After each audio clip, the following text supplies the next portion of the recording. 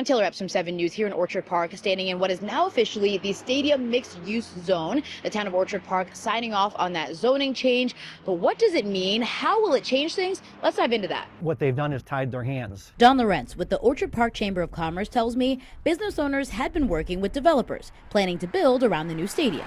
Hotels, retail centers, things like that. Now they go back to the drawing board and say, that's not going to happen. That's because they were planning to have buildings that could be 4 stories high. But as part of the new zoning, anything 1,000 feet around the stadium can only be 35 feet high or 2.5 stories. When you talk to the development heads of all of Hyatt, Hilton, Marriott, they're not interested in a 2-story hotel. The economics don't work. That's Arben Carducci, owner of La Galleria, an event venue on Southwestern Boulevard, which hasn't been able to host anything since stadium construction started. We're not really closed. We like to think we're paused. And in the future, we would like to do something beautiful on that 3.5 acres. 35 feet, or whatever the parameters are, it means a 2-story building, which means a Knights Inn or a Motel 6. I don't want to do that. But why limit it to 35 feet? Supervisor-elect Joe Liberti mentioned it at the start of Wednesday night's meeting. There was a threat assessment that was performed around the stadium, so we're not trying to hinder any type of development. We're just trying to be safe. And I'm sympathetic if there's really a safety concern. By all means, I don't want to have something that would jeopardize that.